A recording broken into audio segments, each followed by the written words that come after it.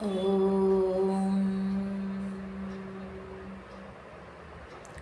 The ego is subtler than the intellect. Vedanta says that I am not the ego, but without the ego, I notion, I am nothing. It seems difficult to understand how this knowledge can be lived as we go about our day to day interactions with the world. The next verse starts with the explanation of what is the ego. अहङ्कारस्य विज्ञेयस्तादात्म्येन हि जायते देहादिभिर्गुणैः साकं यो विभाति तथा तथा. Know the ego to be that which arises from identification with body and so on, and their properties appearing as that and that thing and quality. Our entire life is spent in boosting our ego. I seek name, fame, wealth, power, and position to become something or someone. We find people looking here and there as they walk with their dogs, seeking attention and recognition through their pets.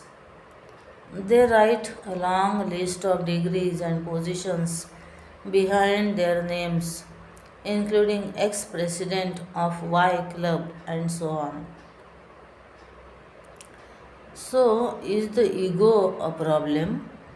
My ego may be a problem to others, as others' ego is to me, but it does not seem to be a problem to me. However, we are told to renounce the ego, destroy the ego, or sublimate the ego. It is made out to be something bad and undesired. So, what is the ego? Ego is the notion of individuality that arises when I identify with something. I becomes one with the thing and its characteristics become me. My individuality keeps changing with whatever I identify with. When I identify with the body and its characteristics, I say I am a human being, a man, tall and fair, young and handsome. When I identify with the mind, I say I am good,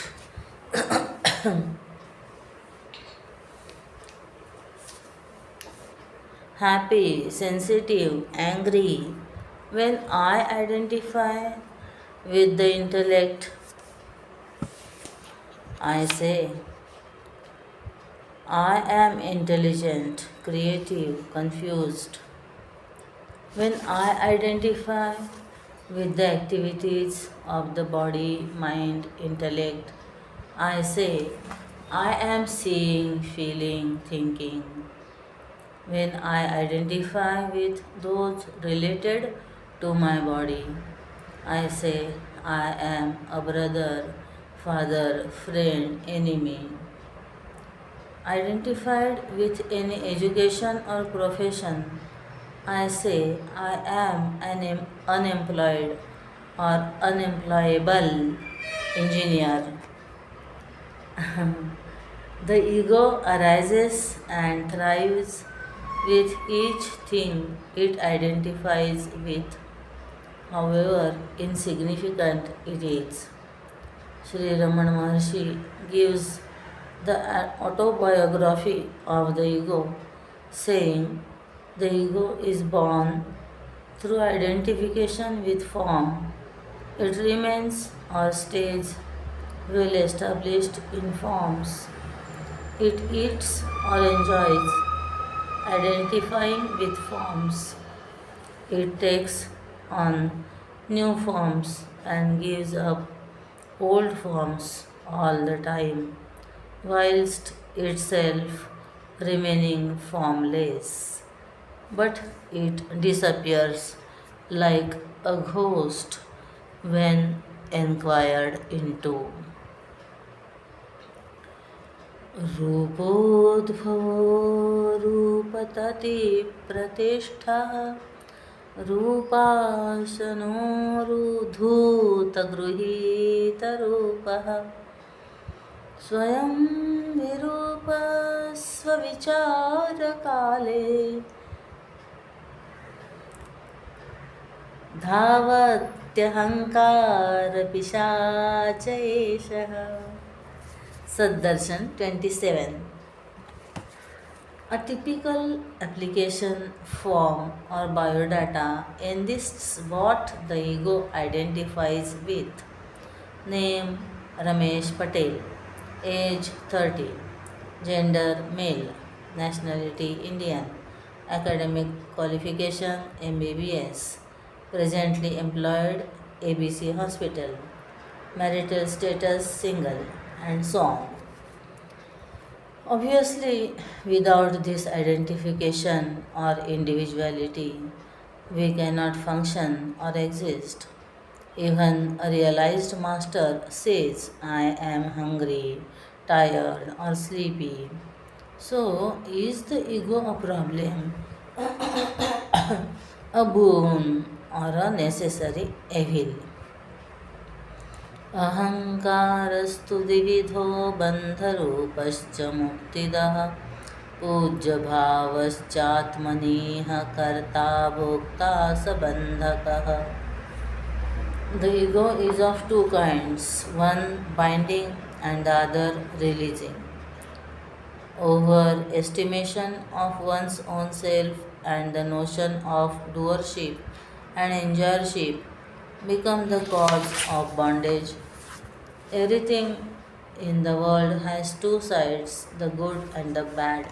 The ego is also of two types.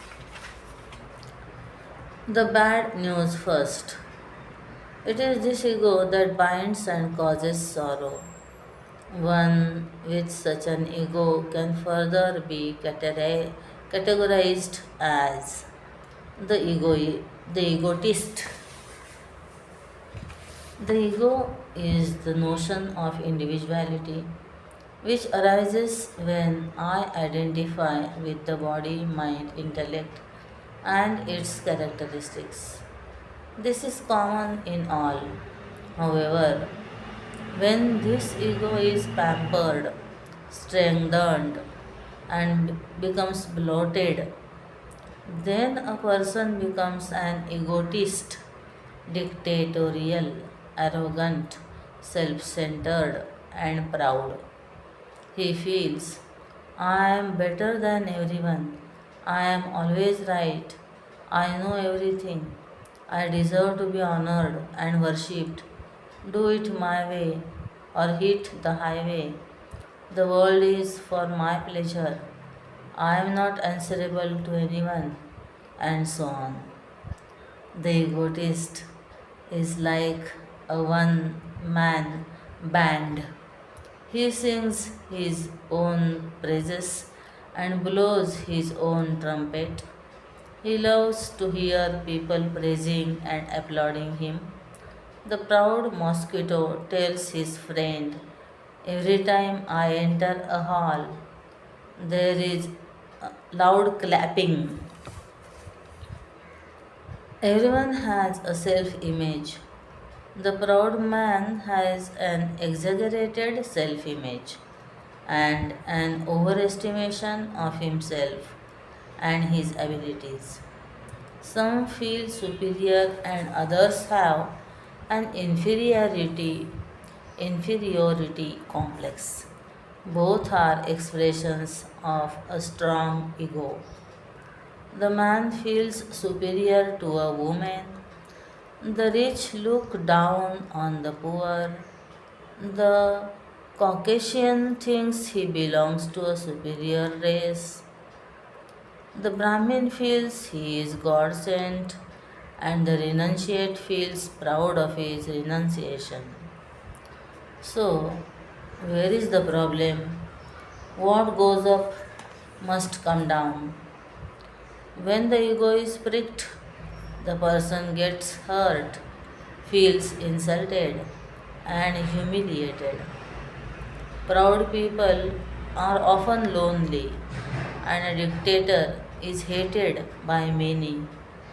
All time and efforts are wasted in strengthening the ego and maintaining its puffed up image.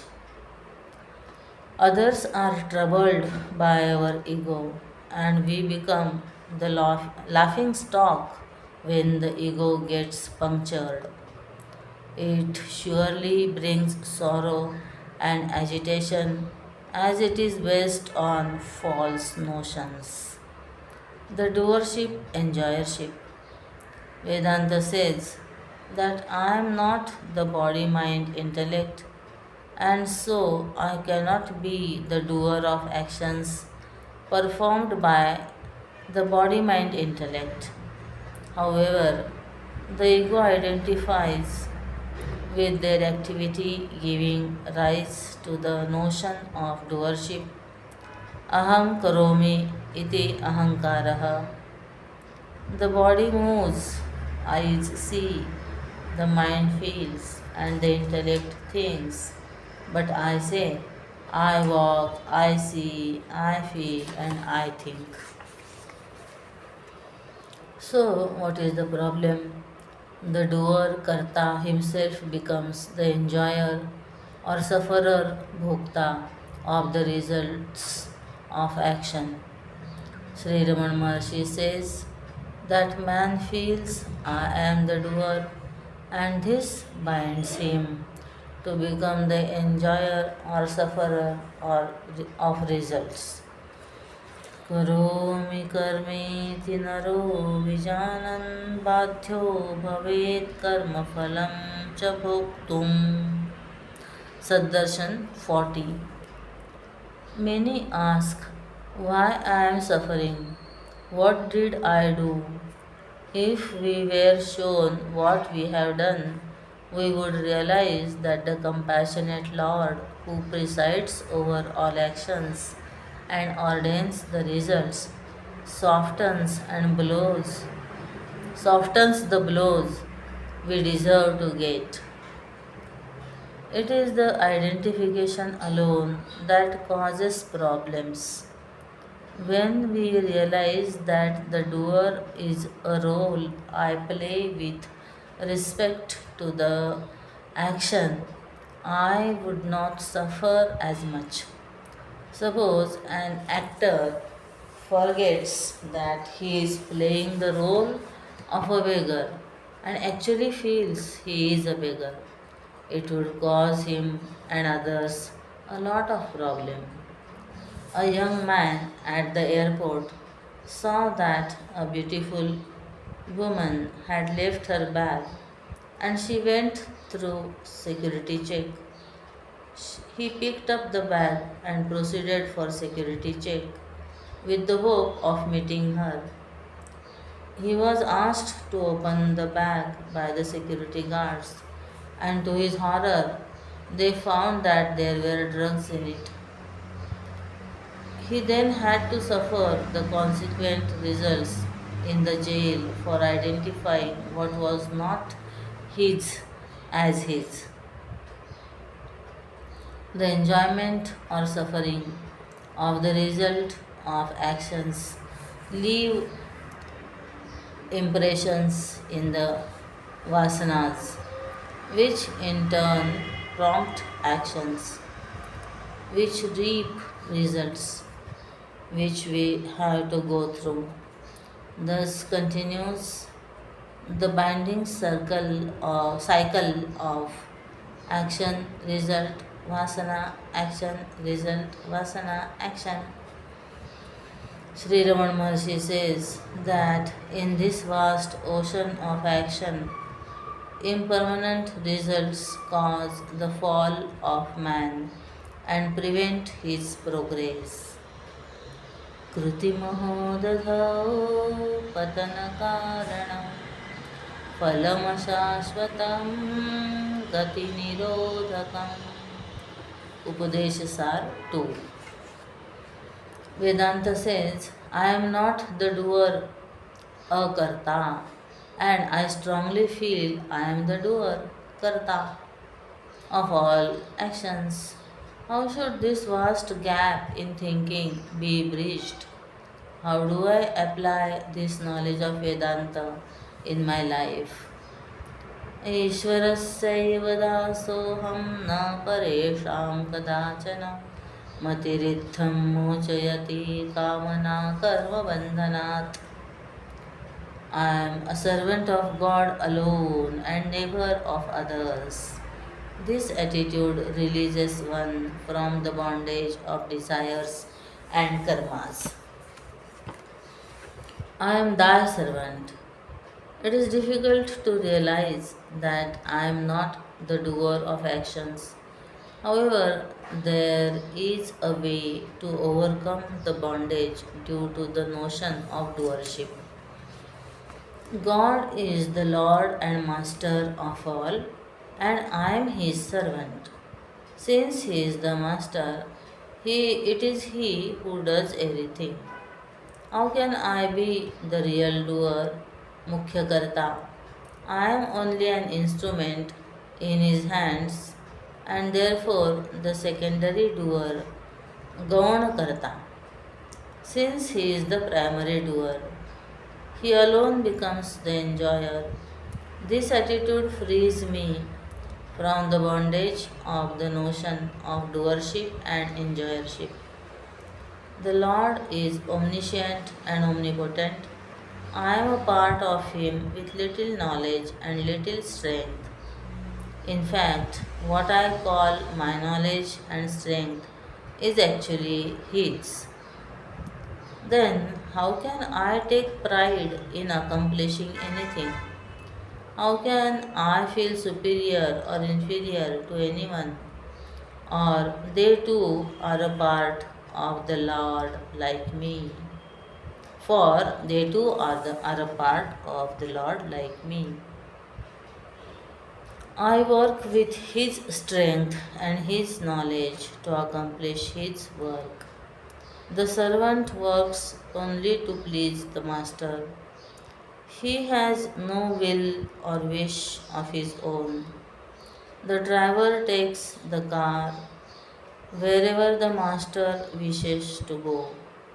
When actions are done without likes and dislikes, ego and selfishness, they cannot bind the doer. Sri Hanumanji exemplifies this attitude of being a servant, Dasa Bhava. When asked how he accomplished such difficult tasks like crossing the ocean, finding Sitaji, facing Ravana, and torching Lanka, he smiled and said, "It is the Lord who did all. I was only His messenger and servant." Bharata considered the kingdom as Sri Ram's and ruled Ayodhya as Sri Ram's representative till his arrival. However, Ravan tried to compete with Lord Sri Rama and got killed.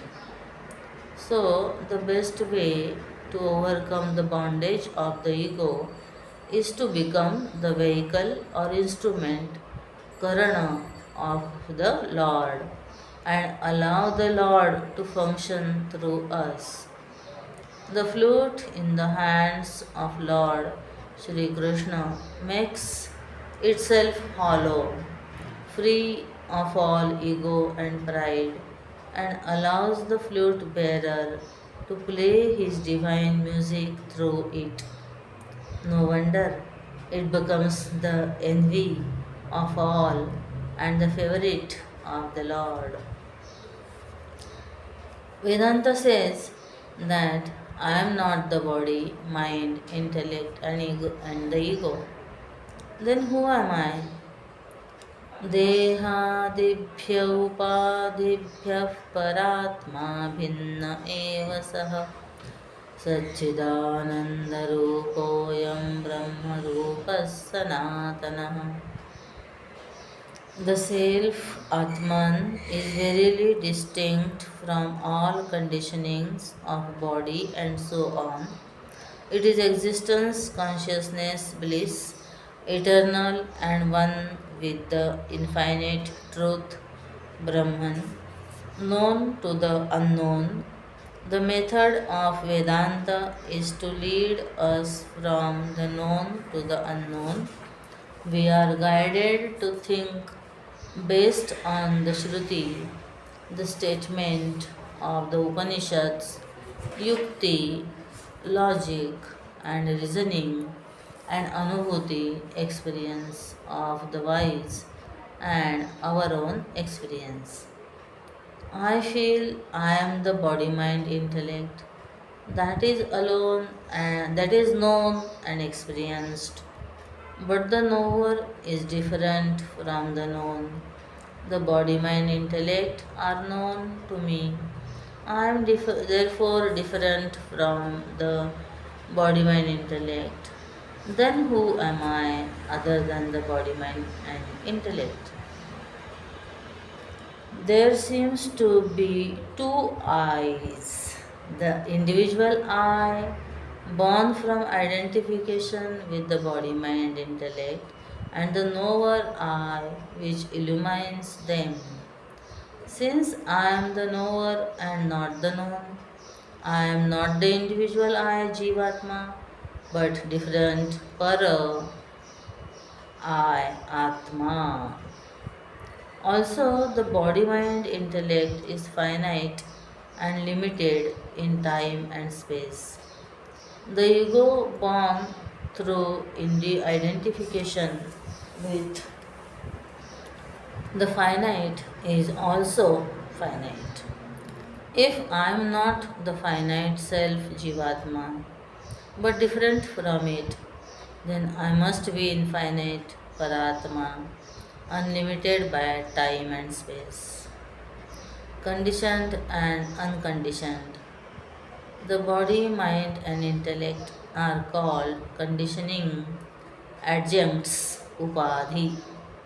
It is defined as that which remains near something and superimposes its characteristics on the thing without bringing about any intrinsic change in the thing.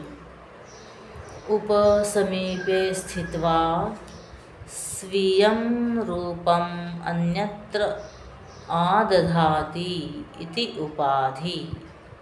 उपसमीपे स्थित्वा स्वीयं रूपम् अन्यत्र आदधाति iti upadhi. A crystal is kept near a blue cloth. It appears blue without actually becoming blue. Later, if a red cloth is kept, it appears red again without actually becoming red. Even when it looked blue or red, it was neither. It always remains colorless and crystal clear. The blue and red cloth are called its conditionings, upadhis or adjuncts. University degrees are also called upadhis in some Indian languages.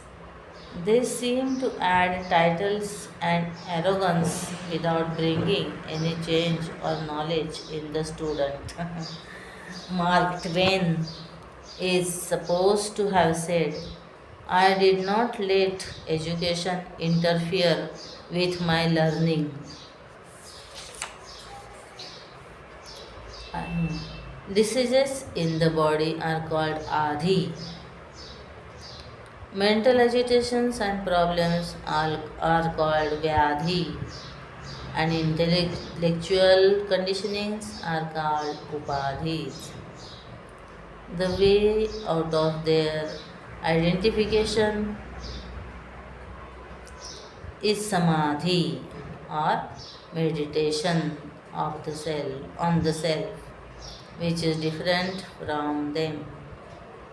Thus, by inquiry and meditation, we can reach a state of absorption in the self samadhi. That self in which the mind is absorbed is also called samadhi. The body, mind, intellect, and their characteristics cannot bring about any changes in the self. It remains ever the same, pure and unconditioned. The body may be healthy or diseased, the mind may be saintly or criminal, the intellect may be bright or dull, but the self is never affected by them. What is the nature of the unconditioned self? Existence, consciousness, bliss.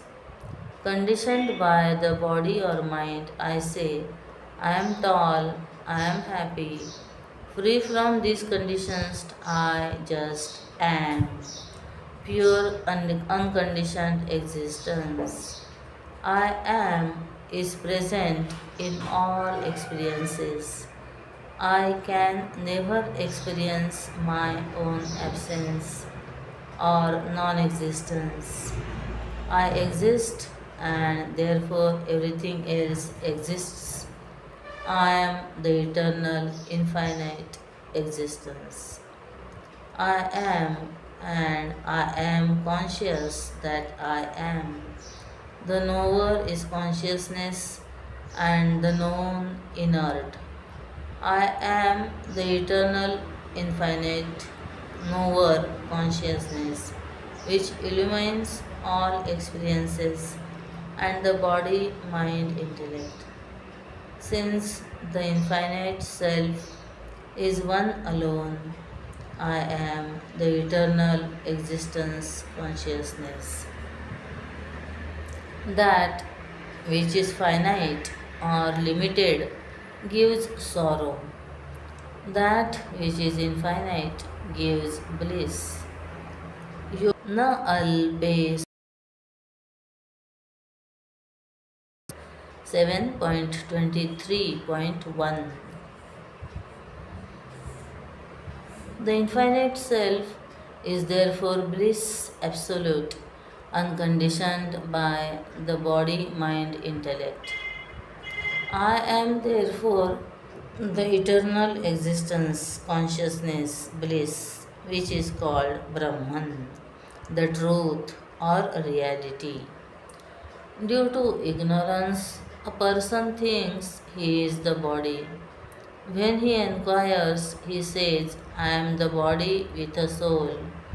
Further inquiry makes him understand that inside the body is the mind, within which is the intellect, and within it a soul, within which exists God, self, or truth.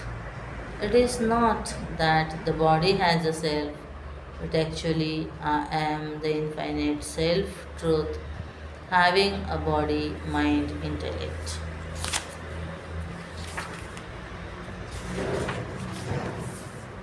How can I translate the knowledge that I am existence, consciousness, bliss, absolute into my daily life?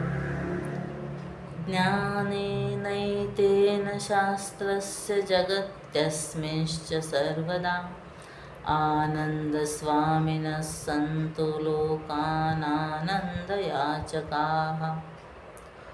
Endowed with this scriptural knowledge, may all men ever be the masters of happiness and not the beggars of happiness.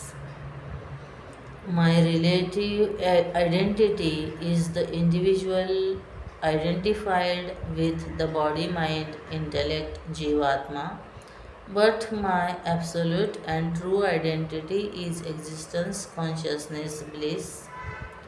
How do I live it? I do not have to proclaim it to the world or change my name in the passport as Brahman. A child's t shirt had Batman written on it. A crease in the shirt made me read it as Be Atman, be the pure self, be Atman, be Atman, be the pure self. Which I felt was sound advice for all, be Atman. I am of the nature of eternal existence, Sat Swarupa. So I should live and let live. I should not kill or harm other beings. Being of the nature of consciousness and knowledge principle, Chit Swarupa. I should live consciously with knowledge and dispel ignorance in others. I should not cheat others. Since I am bliss absolute, Ananda Swarupa, I should be happy and make others happy. Existence is consciousness and existence consciousness is bliss. I am one alone without a second, Advaita Swarupa. So I should live in unity and harmony and not create any differences. The Master, I am bliss absolute, the very source of happiness. Therefore, my happiness does not depend on worldly objects, beings, or circumstances, or the condition of my body or mind. I am the master and not the beggar of joy. I should therefore not ask or crave for things with the expectation of happiness, whether in meditation or in the midst of pleasure, in the company of people or all alone. The realized master is ever in bliss. योगरतो वा भोगरतो वा सङ्गरतो वा सङ्गविहीनः यस्य ब्रह्मणि रमते चित्तं नन्दति नन्दति नन्दत्येव भज गोविन्दं 19. Change in the setup of things should not upset me. Whenever I find myself fearful, unhappy, or tense, I must realize that it is because of identification with the not self and attachments. Interestingly, we are attached to inert things like money, but money is not attached to anyone. It changes hands easily and leaves us to go even into our enemy's pocket. Man is enslaved by wealth, but wealth is a slave to none. अर्थस्य पुरुषो दासः अर्थो दासो न कस्यचित्. Mahabharat.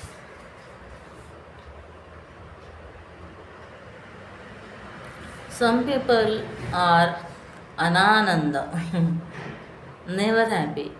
Others are kadananda, waiting to become happy and wondering when they will become happy. Yet others yada kadananda, sometimes happy, sometimes sad. But we should be sadananda, always happy, as happiness is my true nature. A renunciate is called Swami, a master, or Maharaj, a great king, as he is happy despite circumstances. Also, the names of Swamis end with Ananda. A child translated my name, Swami Tejomayananda, as Master Brilliant Joy.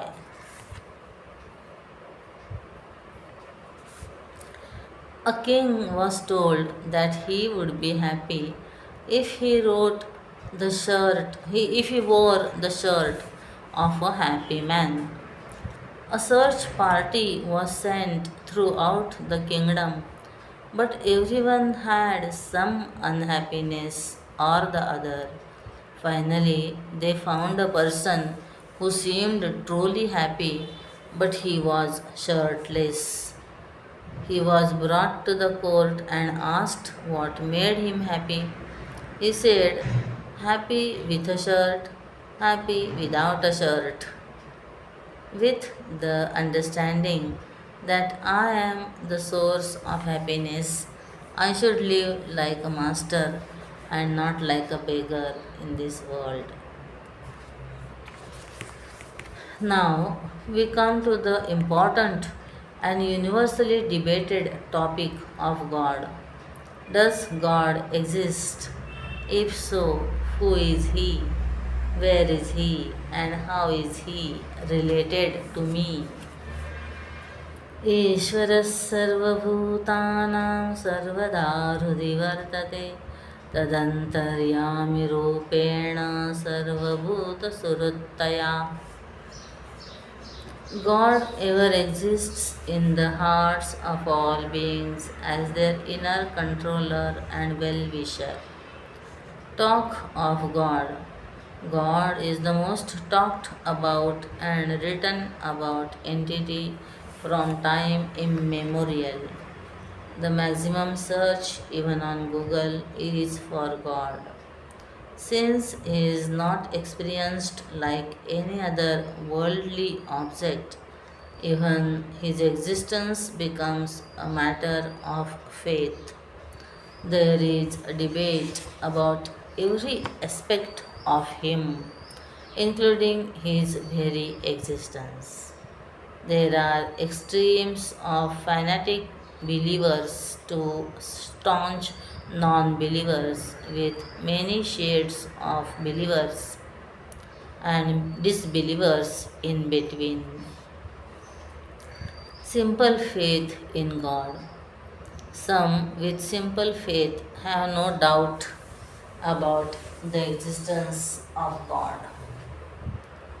They may not have studied the scriptures, but they do not need their belief to be authenticated by the scriptures. They do not need logic or proof of his existence. They know deep within that he exists, that he is kind, compassionate, and that he listens to their prayers. Such people directly experience his presence and blessings, and therefore their belief is firm and abiding. However, the faith of those who do not feel his presence or blessings strongly can get shaken by personal tragedies or strong arguments of disbelievers. Faith in scriptures. The scriptures give knowledge about God, who He is, what He does, and so on. Those with abiding faith in the scriptures also have faith in God. Their faith is backed by knowledge and authority of scriptures and is therefore not easily shaken even when they do not feel his presence strongly, have personal tragedies, or by arguments of disbelievers. Faith in Guru, sages, and saints. Gurus and realized masters also speak about God and his role in life. They speak from the scriptures and their own direct experience. Those with strong faith in them also have faith in God. Their faith is stronger as it has the authority of the scriptures. and the Guru's experience becomes the proof of God. They see the effect of faith in the Guru. They too remain unshaken in tragedies or by arguments of the disbelievers. Faith in oneself. Our perception, observation, and analysis gives us knowledge of this world.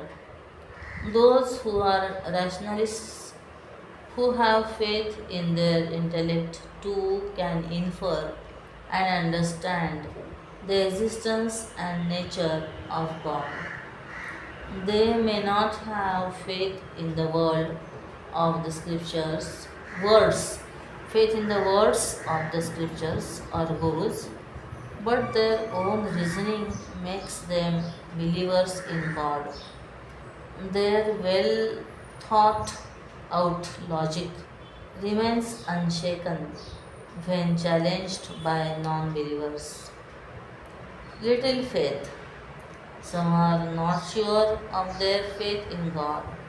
They do not have the guts to be non believers, nor do they have faith enough to be true believers. A man who went to heaven told a communist on his return that he saw God in heaven. The communist said, I thought as much. He later met a priest and told him that there was no God in heaven. The priest said, I thought as much. Partial faith. Some have faith in some parts of the scriptures, maybe the Karma Kanda of the Vedas. So they perform rituals with faith. They may not believe or have interest in the Jnana Kanda or the knowledge section. Some have faith in certain aspects of God, like His existence and omnipotence, but not in His justice and compassion. Such partial faith has but partial benefit. Faithless. Some do not believe in God as it is fashionable to be non believers, or it is considered intellectual. Some have just not thought about God. Some others are truly atheists through their own logic and thinking. Rabindranath Tagore is believed to have said, I like God because He gives me the freedom to deny His existence. Interestingly, logic is a double edged sword which can be used to disprove or prove the existence of God. The rationale of God's existence and nature. Logic strengthens our faith. Here we shall give easy to follow logic without going into pedantic or scholarly discussions. God, the Creator, Sarvakarta. We see in the world that something does not come out of nothing. Every effect must have a cause. Creation too must have a creator. This endless expanse of world must have an infinite creator. This infinite creator of the world is called God in religion and truth in philosophy. God, the uncreated. A finite thing, gross or subtle, or a part, however big, of the world cannot be the ultimate cause of the world. Also, the cause precedes the effect. The infinite God or truth alone can be the ultimate cause, the cause of all causes of creation. Since He existed before creation, He is the uncreated cause of all. The question, who created God, is thus unanswered. Some people think of God as a concept and therefore claim that he was created by the human intellect. Concepts of God are creations of human intellect, but God or truth is not a concept but the ultimate cause of all concepts. God, the material and sentient cause, abhinna nimitta upadana karana. A clay pot is made of clay by the potter. Both the clay and the potter are needed to create the pot and must exist before the pot was created. Everything created must have a material, clay, and a sentient potter cause. God or truth existed before creation. So, God or truth must be both the material and the sentient cause of the world. God, the all pervading Sarvavyapi. The clay becomes the and pervades the pot made from it. The material cause becomes the and pervades the effect. God creates the world out of himself and becomes the world. Being all, he pervades all. God, the omniscient and omnipotent, Sarvajna and Sarvashaktiman.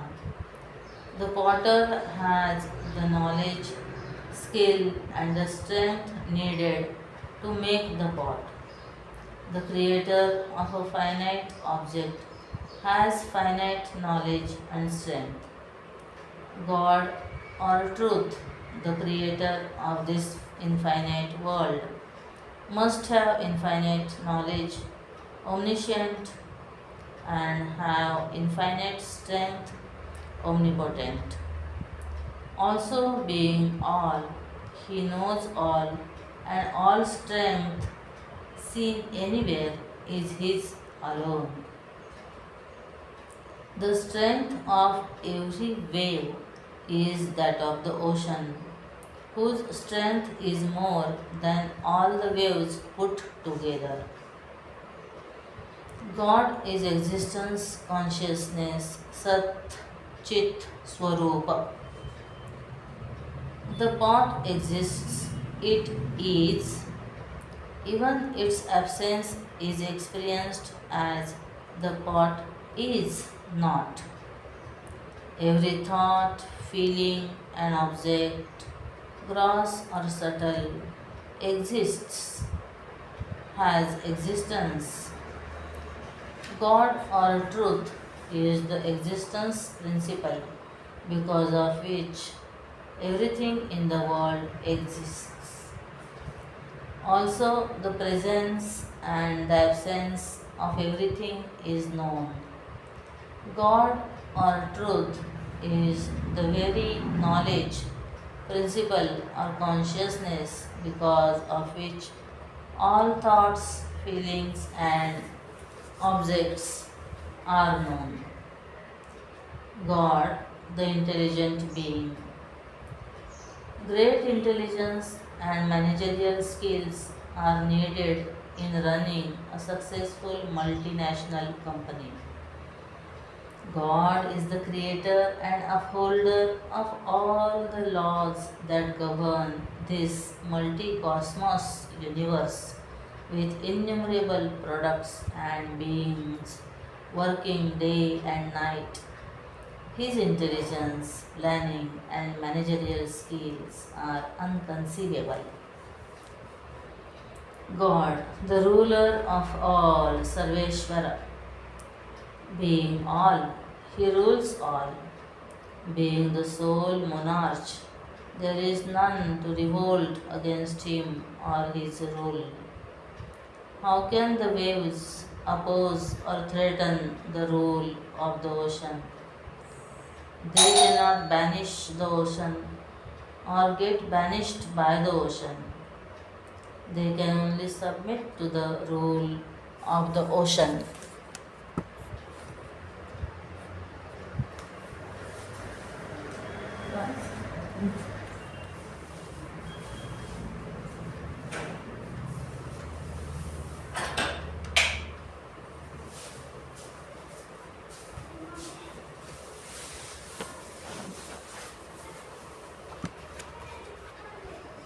God's rule is neither tyrannical nor partial. He is both just and kind, so we should lovingly submit to His rule. God, the self of all, Sarvatma. The oceanic water alone is the self of the wave, the essence of the wave. What it could call I is but the oceanic water. Similarly, God, being all, is the very self of all. He is very close to us. In fact, He is our own self. I love myself the most, so naturally I should love God. The self in me is the self in all, and so I should love all and serve all. God presides over all actions, karmadhyaksha. Actions and the instruments through which they are performed are inert, finite, and dependent. Even a fully automated factory must have a program, sentient being who set it up, must have a programmer, sentient being who set it up. God is the sentient factor without which no action is possible. All actions, good, bad, or ugly, happen in His presence.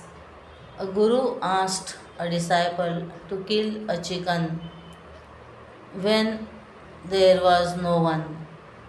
The disciple came back without doing the task, saying, "Wherever I went, I was there, and so was the chicken." God is the self of all. All actions happen in His presence alone. God, the giver of results, Karmaphaladata. If we were independent in getting results, we would always get desired results. I would never flunk a test, however badly I wrote it. Then I would award myself for my achievements. I would then even decide my own pay scale and promote myself. Do I put myself in the jail when I steal? The teacher gives me the result of my test based on what I have written. God is the giver of results of our actions based on what we do and with what attitude we do. God, the inner controller of all. Sarvantaryami. The ocean controls the movement of all waves, both from within and without. God, being both inside and outside, is the controller of all.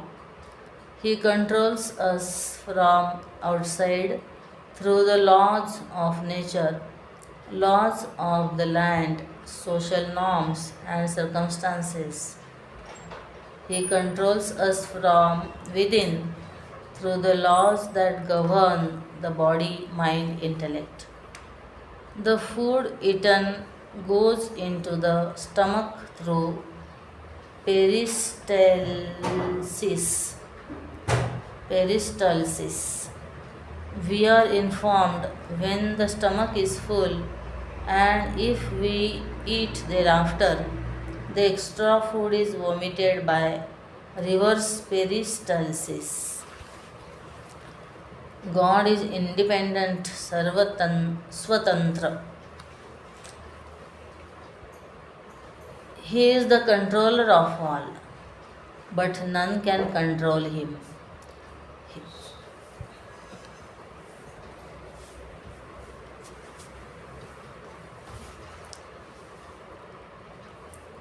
He wields his creative power, Maya, which acts as per his will, Mayapati.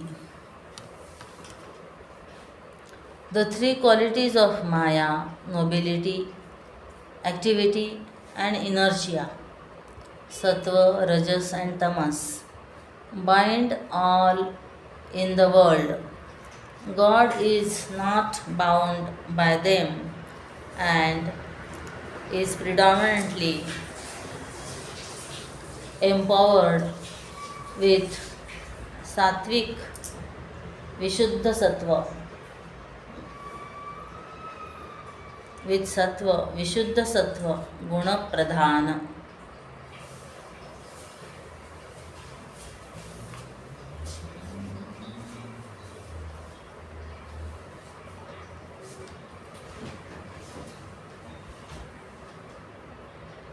A noble person who is dependent and without much power cannot help others. Vibhishan, however noble, could not do much as long as he lived at the mercy of the wicked Ravan. God is all powerful, independent, and noble. God, the well-wisher and all Sarva Bhuta Hita, being all, he loves all as his own self, and therefore he is the friend and well-wisher of all. He guides us from within as our conscience.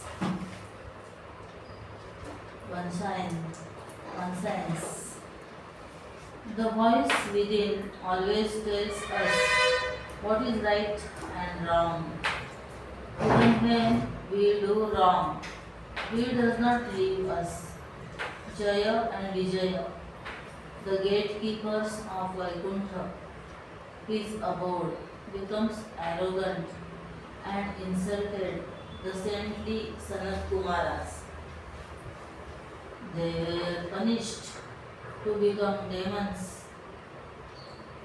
demons on earth, yet the Lord incarnated on earth each time to save them and others from them. In our good times, He walks with us, and in our bad times, He carries us. He is not just our wish fulfiller, but more importantly, our well-wisher.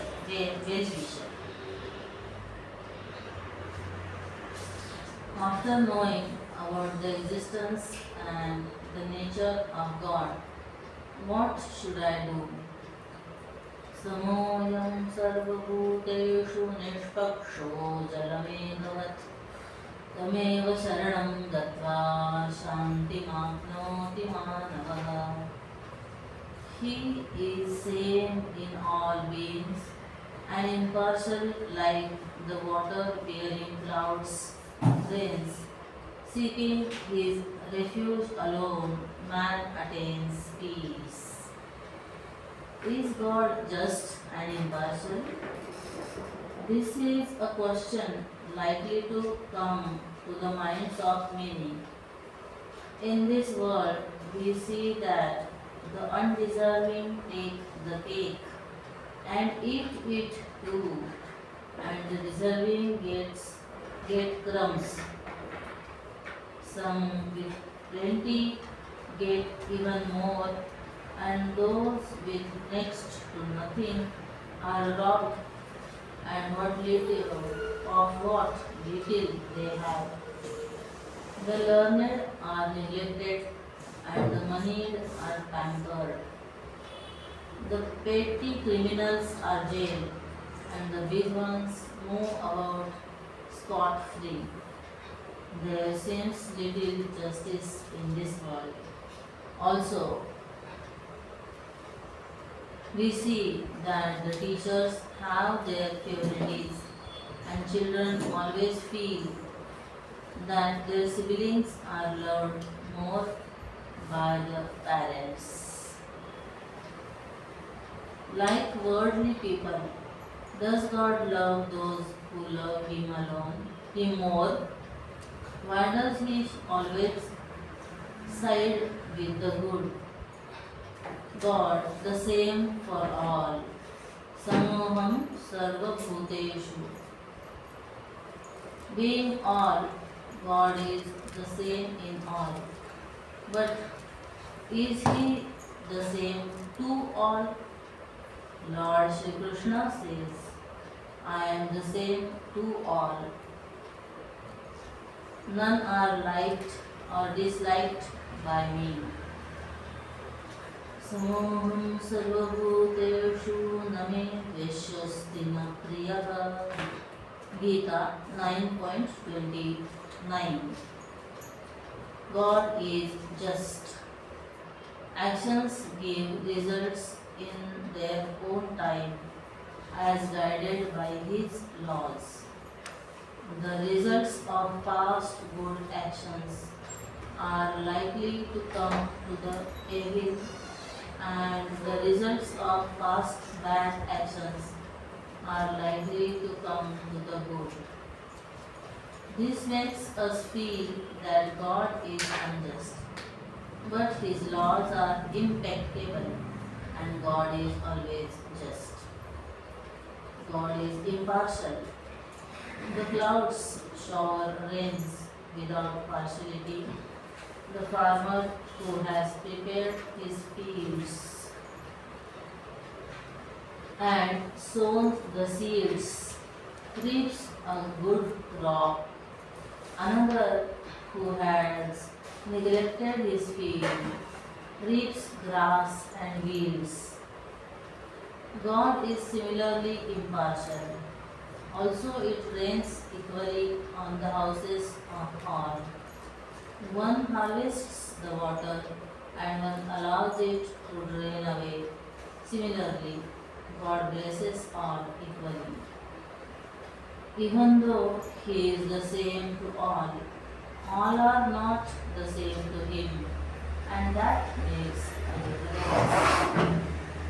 The fire gives warmth to all. Those who stay away from it shiver with cold, and those who come near get its warmth. Both Arjun and Duryodhan went to Lord Shri Krishna to seek his help in the war. He asked them to choose between himself and his army. Arjun chose the Lord and Duryodhana chose his army and lost the war. During Treta Yuga, Sugriva, the son of Sun God, befriended Lord Sri Rama and was protected against Bali, the son of Indra. Whereas during the Mahabharata war in Dwapar Yuga, the Lord as Shri Krishna sided with Arjun, the Lord of Indra, against Karna, the son of Sun God. The Lord is indeed impartial towards all beings, be they human beings or deities. Knowing the nature of God, we should take refuge in Him and seek Him alone. Sharanam means both refuge and goal. God, the refuge. When it rains, we run for shelter. The shelter protects us from the onslaught of rain. Similarly, God protects those who take refuge in Him when they are in trouble. The cowherd boys of Gokula and Vrindavan called Sri Krishna whenever they were in trouble or even if they were hungry. God made arrangement for their food. When there was heavy rain due to the wrath of Indra, they again asked Sri Krishna to save them. The Lord lifted the Govardhan mountain and sheltered the entire village. I know of a lady whose daughter had a terrible accident in another country. Knowing that she could do little from far away at that time, she prayed to God, "You are all pervading, so you are also where she is. I cannot go there immediately, so you be with her and take care of her." God the goal. All seek happiness. God is bliss absolute, and so He is the goal of all. We should therefore seek Him alone and consider Him alone as our ultimate goal of life. The meaning of Sharanagati is further explained in the next verse. ईश्वरेच्छातिरिक्ता मे मा भूयात् कामना कदा एषा मतिर्भक्तस्य शरणागतिरिष्यते. May I have no desire other than the will of God. This thought of a devotee is called surrender. Thine will be done, not mine, not mine. This is the meaning of surrender. Initially, we may have our own personal desires and seek specific results also. But when our desires are not fulfilled or when we do not get as we specify, we should accept what we get as the will of God. We generally accept undesired results with complaints, cursings, resignations, or as sour grapes. When we see the hand of God behind all we get, our attitude is of cheerful and reverential acceptance. Saint Mirabai saw the hand of God behind the poison sent by her husband and danced as she drank it. The poison turned to nectar. विष का प्याला राणा जी ने भेजा, पीवत मीरा नाचे. As the mind becomes pure, all desires also are surrendered to God. Saint Tulsidas says, "I am yours. You shower your grace in whatever way you want. जो चाहे सो कर कृपा, तेरो तुलसी है." Young Prahlad was asked by the Lord to ask for a boon. He said, "I have no desires. My life is fulfilled by your vision." On insisting, he asked the Lord, "May there never be desires in me." We believe God to be omnipotent, and so we pray to Him to fulfill our desires. However, we do not accept that God is omniscient. We therefore keep telling Him, "I want this, that, and the other." We also tell Him what to do and what is good for us. We should realize that He knows, and He also knows what is best for us. He is kind and compassionate and gives what is best for us. He is there with us through thick and thin. When we understand this, we surrender to His will. The husband tells his wife, "I am yours." Thereafter, she spends his money at will. Similarly, when the I is surrendered, my desires and insistences and actions are also surrendered to Him. Thereafter, His will prevails in our lives.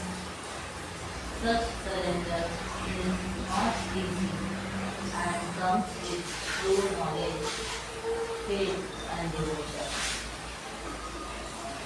After dealing with the topic of the experiencer of the world, Jiva, and the creator of the world, Ishvara, we are introduced to what Vedanta says regarding the experienced world, Jagat. Brahmana sarvabhutani pratibhanti siddhani ca tasminnev layau yanti tato vedanta nishchayah. The firm conclusion of all Upanishads is that all beings are born, appear from Brahman, exist and dissolve in it alone. People have various opinions of the world. The students were asked in a geography class, "How is the world?" One of them replied, "Crooked." We are generally busy, working or enjoying in this world.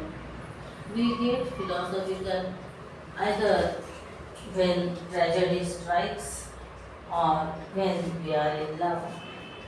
Only the thinkers, philosophers, theologists, scientists, religious and spiritual persons think seriously about the world.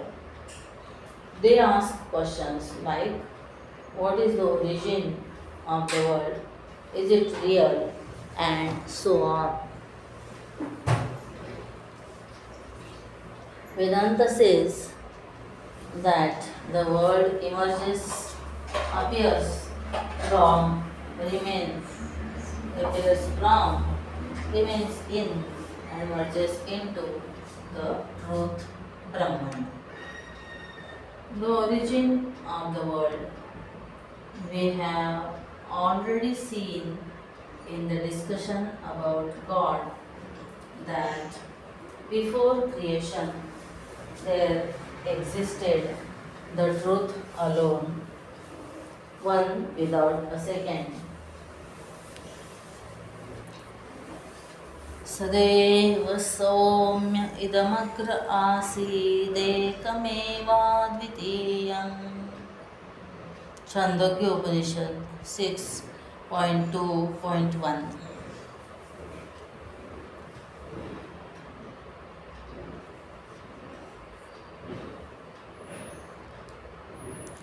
The world originated from this truth, which is infinite existence, consciousness, bliss.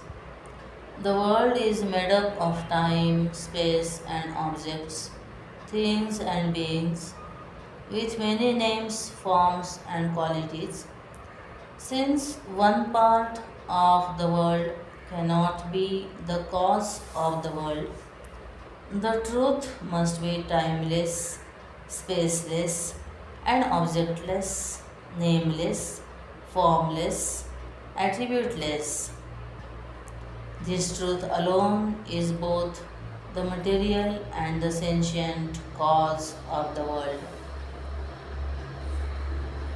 Some consider the truth or God to be only the sentient or efficient cause and not the material cause. Then, who created the material and from what? The truth, by definition, is infinite and there cannot be two infinities. all is included in the infinite truth. Therefore, the truth alone can be the material and the sentient cause of the world, the origin of the world, or the ultimate cause of the world, the sustenance of the world. The waves emerge in the ocean and are sustained by the ocean.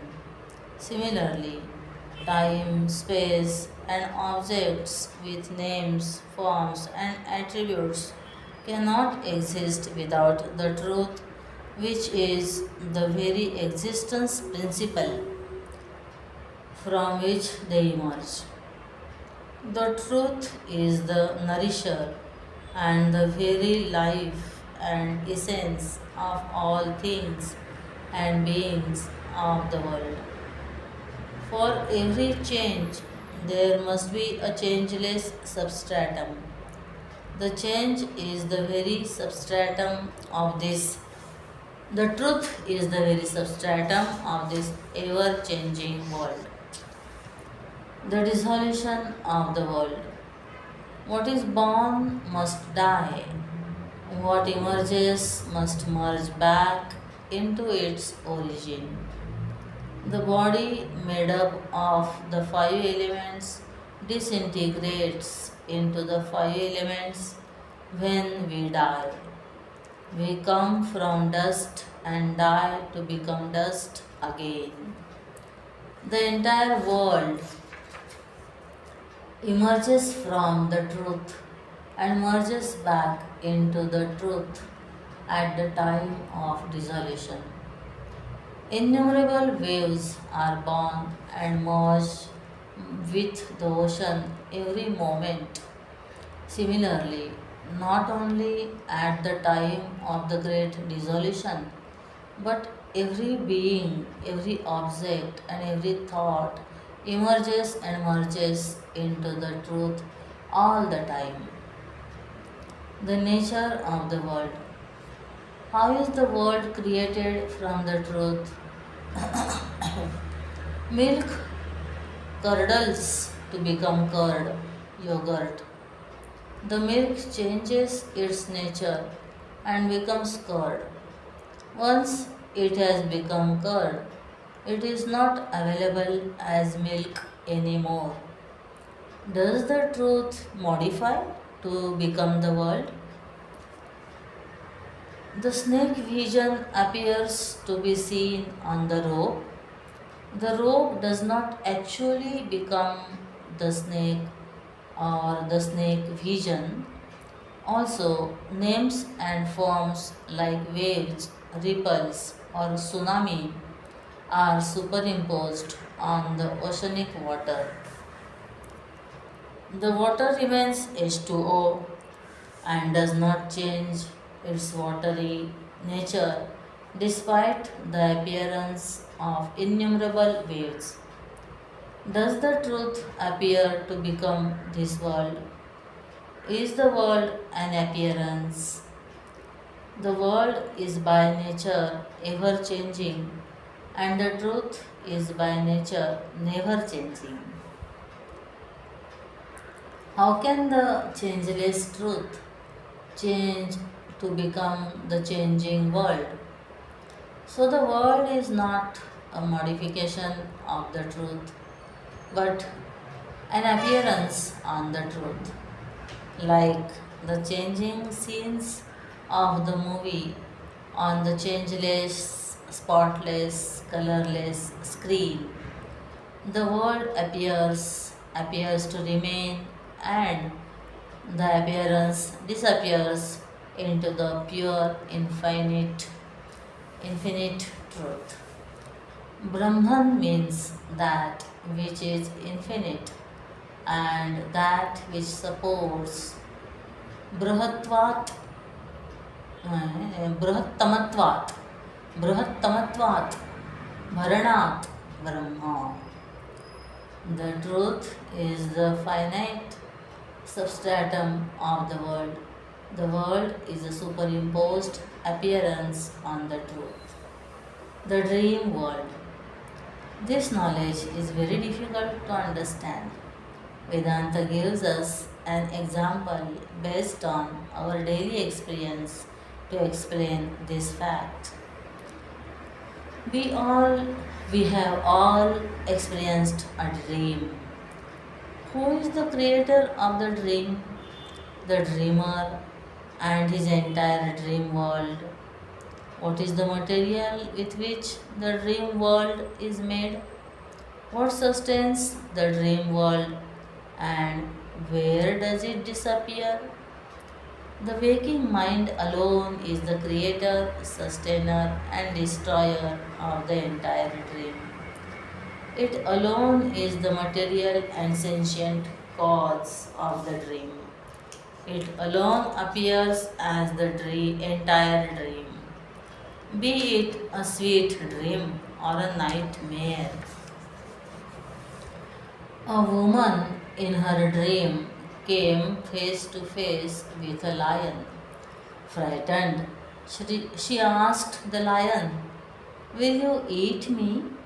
The lion said, "You decide. After all, it's your dream."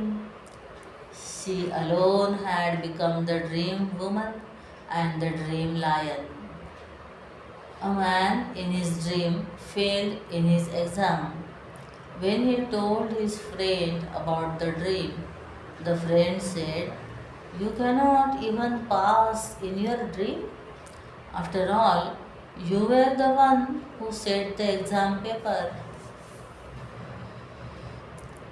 Being a part of this whole, am I also an appearance? What is my truth? आत्मरूपेण तद्ब्रह्म सर्वभूतहृदि स्थितं गूढभावोऽस्य शास्त्रस्य ज्ञातव्यश्च मुमुक्षुभिः.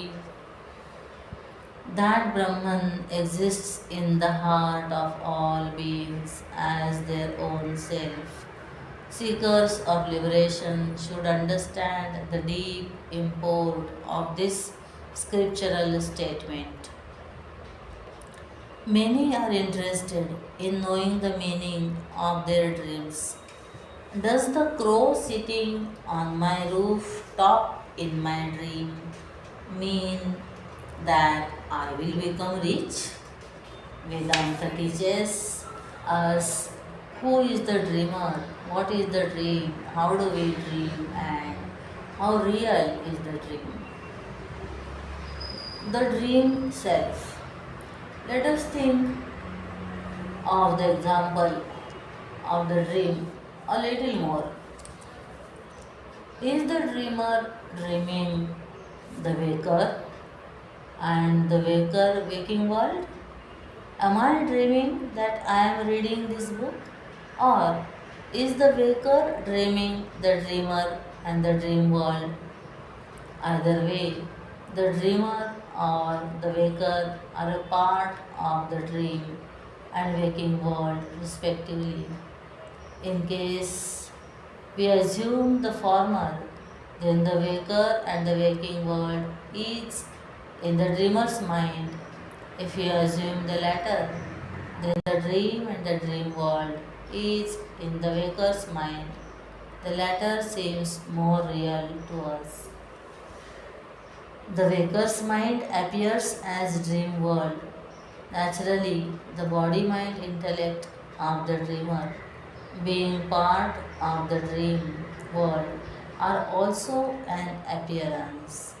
However, the essence of the self of the dreamer and all beings in the dream world is the waking mind alone. I dream that I am a clown in the circus. The self or essence of the clown and all the animals and the spectators in the waking is the waking mind alone. So essentially I applaud myself for the brilliant performance. Similarly, the world is an appearance, and so are all the names and forms of all the beings in the world. However, the essence of the self of all the beings, be they plant, animal, or human, is the truth alone. All this needs serious thinking as its implications are far reaching. The import of the previous verse is explained hereafter. इदं जगद्वस्तुतश्च ब्रह्मभिन्नं न सिद्ध्यति तथैव चात्मभिन्नं वा ब्रह्मात्मैक्यप्रबोधनात्. In reality, this world cannot exist different from Brahman and so also from Atman, because the identity of Brahman and Atman has been established. Different world. The world of difference is an appearance on the one truth. So it appears that there are two entities. One, the truth, and the other, the world. But are they really different?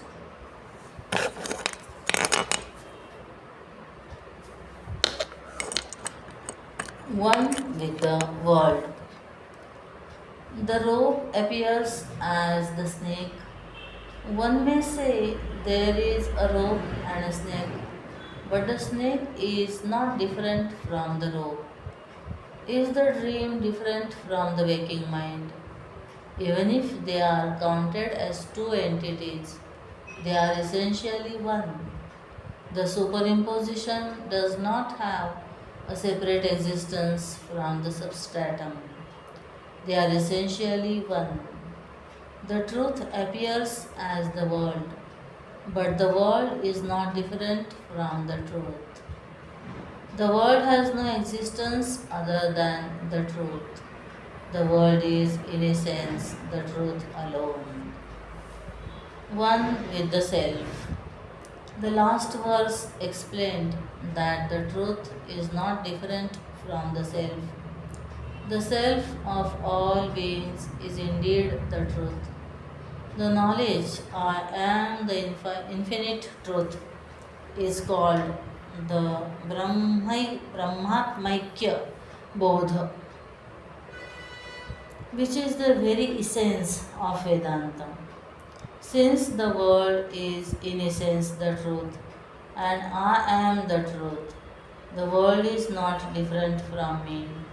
Here the I refers not to the finite individual but the pure self, different from the body, mind, intellect. This knowledge is staggering and deep in its import. Realizing this truth, man attains liberation. What is the result of this knowledge and how should I apply it in my life? Aham brahmeti vijnanat katham me jagato bhayam dvitiyadhi bhayam bhuyat sarva vedanta ghoshitam. With the realization I am Brahman, how can I have any fear from this world? Fear arises from duality alone, is the proclamation of all Upanishads. A different experience. Without the knowledge of Vedanta, how do I see the world? I, the experiencer, experience the world of objects and beings as different from me. How do I interact and respond to the world? The objects and beings in the world invoke feelings of likes, dislikes, love, hate, jealousy, greed, passion, compassion, and so on. Some things I consider mine and others not mine. Some things I desire, some I long for, and some I pant for. A candidate standing for election was asked What were the issues involved in election? He said. There are no issues. He has the chair and I want it. It is as simple as that. When I see the world as different from me, there is alienation, loneliness, and fear. It is interesting that we are scared when there is only one man in the train compartment and are also scared when we are alone in a train compartment. The thought of the other causes fear. Dvitiyat bhayam bhavati.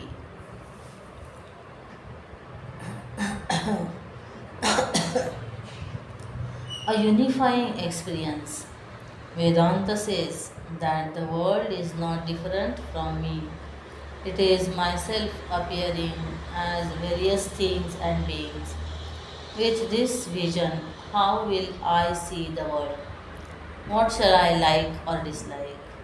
Whom shall I love or hate? What is mine and yours?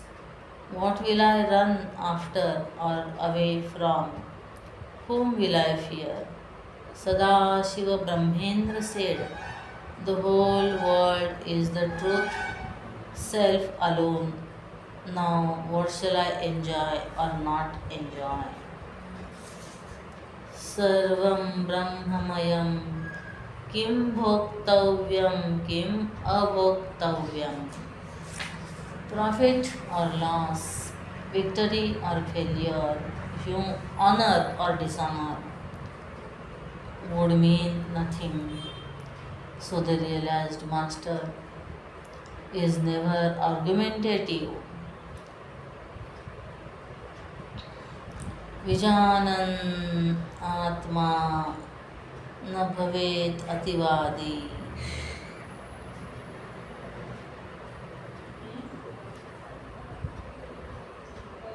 A scholar wanted to defeat the great saint Kabir Das in a debate. The saint told him, I accept defeat. Why waste our time? It is said that before you argue with a foolish person, see that he is not doing the same thing. A logician enjoyed arguing and always won in debate. Once his friend saw him looking sad and asked for the reason. He said, I was defeated in a debate in my dream. The friend consoled him. The one who defeated you was also you. The Sufi poet Rumi says, if the pictures knew they all came from the same brush, they would get along fine with each other. Revisiting the dream experience. Imagine that we are re entering our dream with the knowledge of the waking mind. The dream world would appear so different. The nightmare and the winning of the lottery in the dream would be equally entertaining. There would be no fear of the ferocious tiger or pride in winning an award. We would enjoy everything and love everyone as our own self.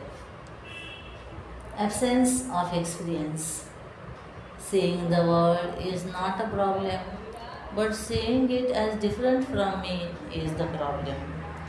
The likes, dislikes, fear, and so on are caused not by the experience of the world, but due to the notion that the world is different from me. Therefore, Vedanta does not insist on the non perception of the world or attainment of Nirvikalpa Samadhi, but on the realization of the truth. I am the infinite truth, and world is not different from me. A king went into the hall of mirrors in his palace. He was entertained by the various images of himself in the concave and convex mirrors of various sizes. However, his pet dog, when he entered the hall, was frightened at the hundreds of other dogs barking back at him. Even when the dog was taken out of the room, his fear did not go. He would become fearless only when he realized that he alone was there and all others were not different from him. Result of self knowledge. The knowledge of Vedanta makes me truly fearless and happy. It puts an end to all my suffering. Worldly joys are always conditioned by many external and internal factors. Sometimes the cake is too sweet, and sometimes the stomach is not fine. But the self is of the nature of unconditioned bliss. It is not that the self or truth has happiness, but the self is happiness. Liberation from sorrow and gain of bliss is our birthright. What is needed is a pure, concentrated, and subtle mind. A mind that is discriminative, has dispassion, and a longing for truth. Vedanta is priceless. Vedanta is the knowledge of the truth, and the valid means that reveals the truth. This knowledge is priceless and cannot be bought or sold. It is acquired through grace, the grace of God and the Guru. A priest in his sermon said, knowledge is free like water. When at the end of the sermon, a collection plate was passed around, one man said, Father, you just said that knowledge was free like water. The priest said, water is free, but one is required to lay the pipelines. Money is needed to print books, organize talks, and the infrastructure to propagate the knowledge. Money cannot buy the knowledge, but the facilities that facilitate the gain of knowledge. Relative differences, absolute oneness. We have so far discussed about the relative and absolute relationship of the individual, the world, and God, and how to apply this knowledge in life. Let us summarize. At the relative plane, the individual is the experiencer of the world, and the world is experienced. The individual, identified to the body, mind, intellect, is part of God. God is the whole. God is the creator, the material and the sentient cause of the world,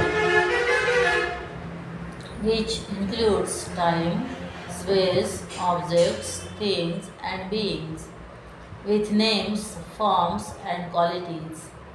God is omniscient, omnipotent, the ruler who presides over all actions and bestows results of all actions.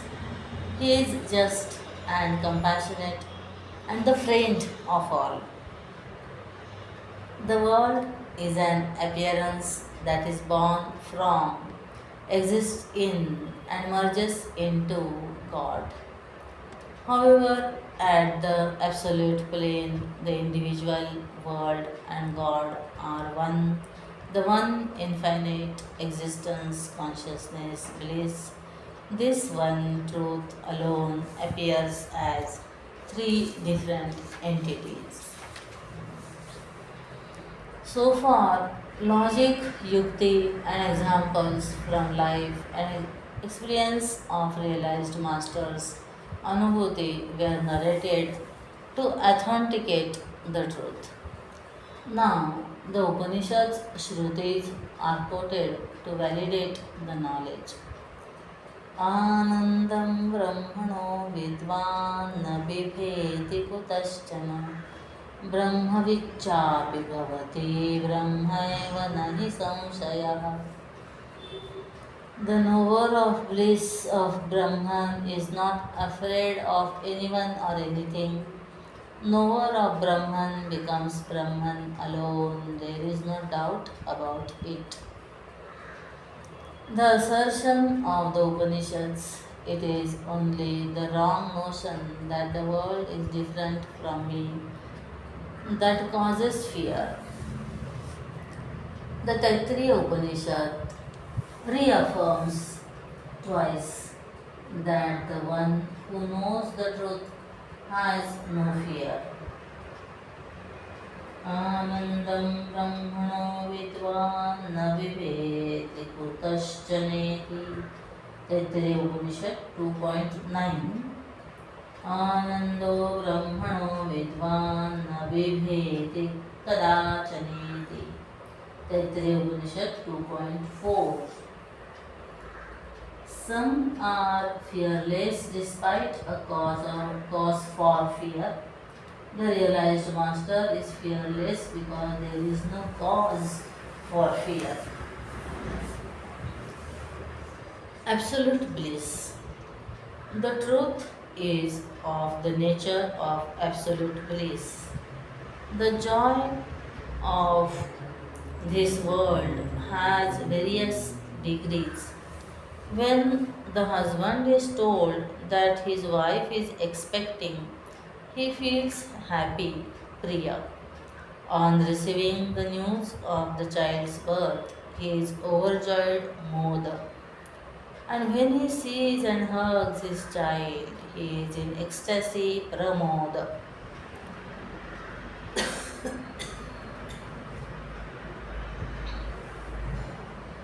The truth is not experienced in degrees, but as pure homogeneous bliss. All joys of the world are understood to be the expressions of this bliss alone, similar to the 0 watt, 100 watt, and 1000 watt bulb that manifest the same electricity in degrees of brightness of light. Knower becomes the known.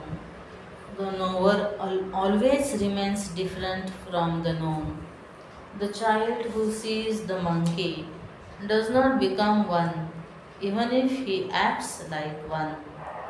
The only exception is self knowledge.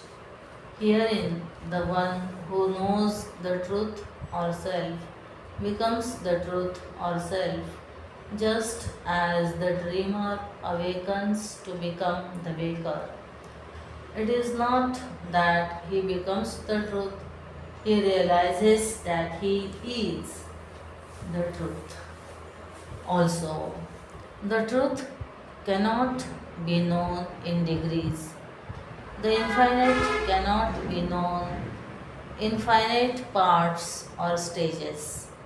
One cannot become 50% realized. The infinite truth has to be realized as I am the infinite truth. Anything other than this is not realization. The knower of the truth is verily the truth. Doubtlessly true. There is always a doubt whether we will become rich, or if we are rich, whether we will remain so. To that extent, however, there is no doubt that I am the infinite truth. This knowledge is never lost, whatever be the circumstances that the realized master faces thereafter. There is no doubt that the realized master will always remain so. It seems difficult for the knowledge to sink in and to live it. How should we do so? एवं वेदान्तज्ञानस्य नित्यमभ्यासयोगतः श्रेयः परमवाप्नोति सर्वभावेन साधकः. Thus, through wholehearted, constant reflection and practice of this knowledge of Vedanta, a seeker attains the supreme good. Practice to perfection. Initially, when we read or hear of this knowledge, it seems unbelievable. How can I be infinite? As we listen often, reflect, and understand, we appreciate the knowledge, but it seems impossible to live it. A beggar is overnight crowned the king. He would naturally find it difficult to think of himself as the king. He may act like one, but his thinking may remain beggarly. He will need to open his mind to his new identity and constantly ascertain it to be able to truly live like a king. Old habits die hard. In Indian politics, some members of parliament who have been in the opposition for long continue to voice strong protests in parliament and stage walkouts even when they are part of the ruling party. They forget that they are not sitting in the opposition anymore. The mind is unable to abide in the knowledge because of past habits, distractions, and weaknesses. The solution is constant and wholehearted practice. Sri Ramana Maharshi says, reflect again and again to strengthen the knowledge, as the mind is weak and does not abide in the truth. Bhuyo vicharo mati durbalatvam. Saddarshan, verse 34. Nature of practice. Practice of Vedanta does not mean any physical action like pranayama. It is to remind ourselves time and again and live a conscious and alert life with the vision of Vedanta. Each time you feel helpless, remind yourself, I am infinite. When you feel sad, assert, I am bliss absolute. Spiritual practices like ritualistic worship, puja, japa, repetition of God's name, or a mantra will help us to purify the mind. Listening to the scriptures, Shravana, reflection on the scriptures, Manana, and meditation or contemplation on the knowledge, Nididhyasana, will strengthen the knowledge. A pure, concentrated, and subtle mind easily abides in the truth. We naturally live in the knowledge we abide in, and therefore living Vedanta becomes easy and joyous. Supreme good. Self knowledge leads to one's absolute good, Parama Shreyas. Usually, what is good for one may not be good for another.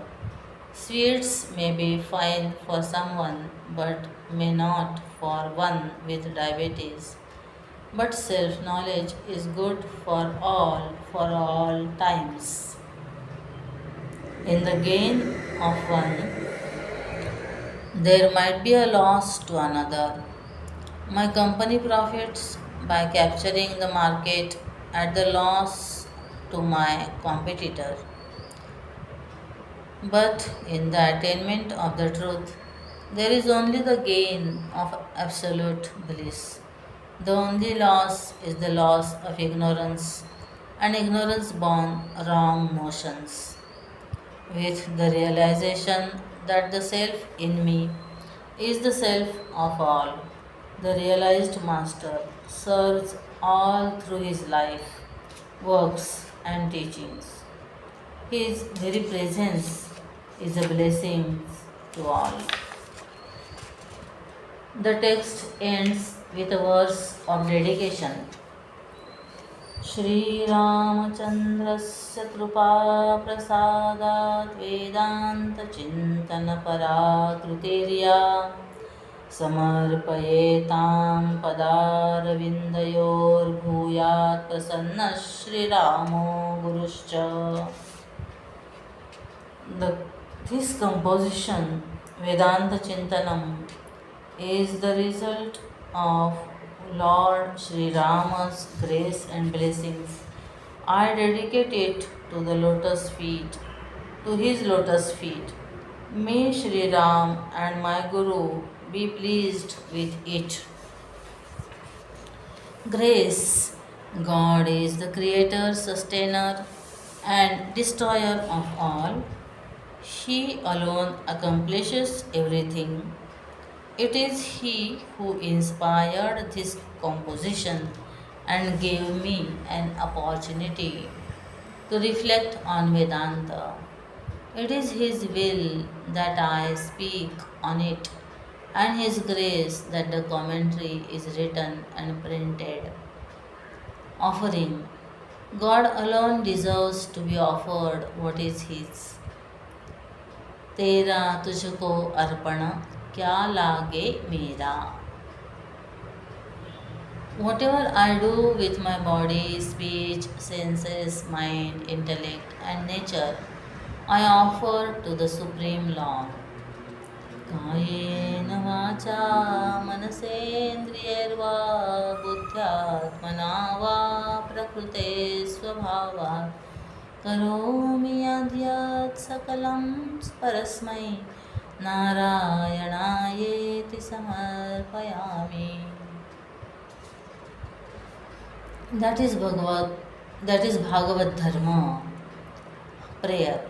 May Lord Sri Ram and Gurudev be pleased with my humble offering.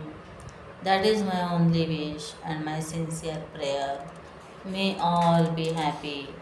Om Tat Sat. Shri Ramarpanam Astu.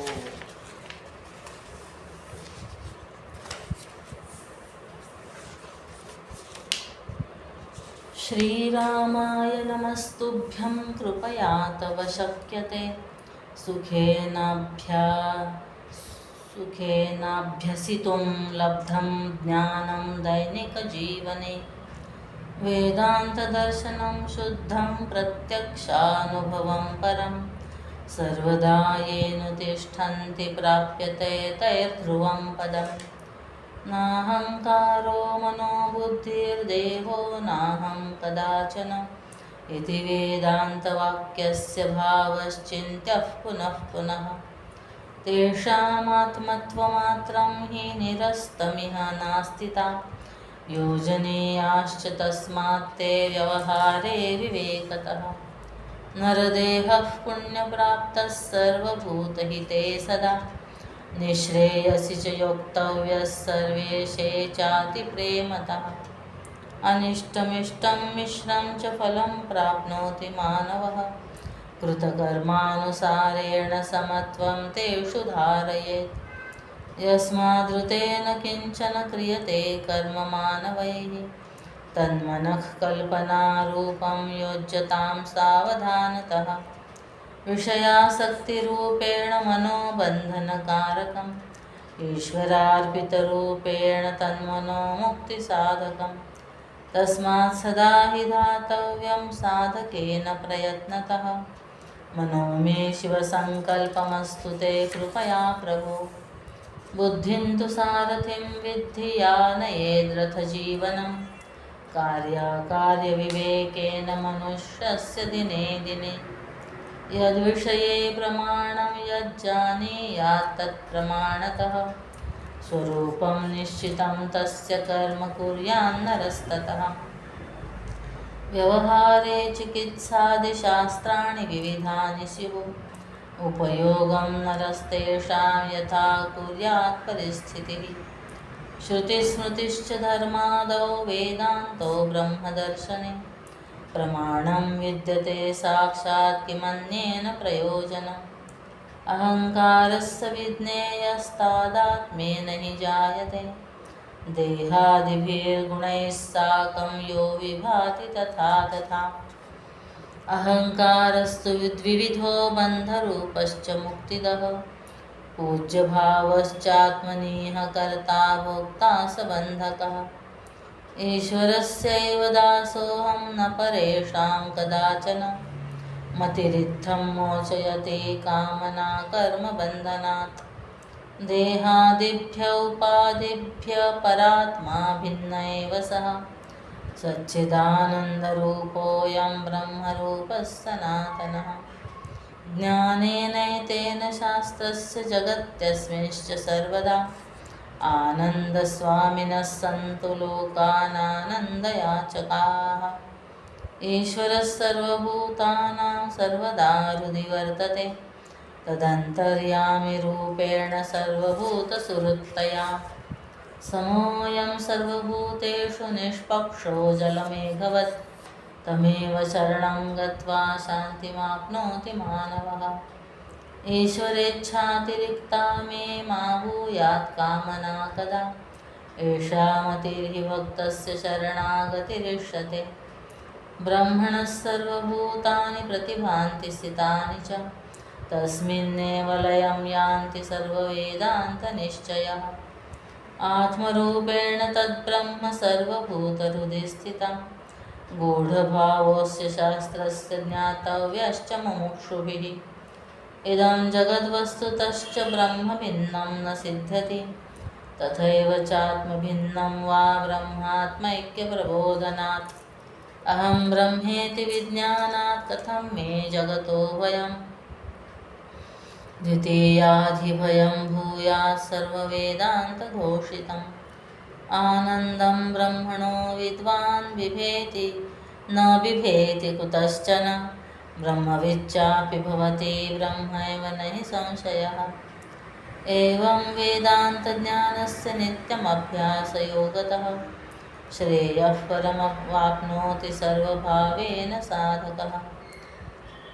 श्रीरामचन्द्रस्य कृपाप्रसादाद् वेदान्तचिन्तनपराकृतिर्या समर्पयेतां पदारविन्दयोर्भूयात् प्रसन्नः श्रीरामो गुरुश्च।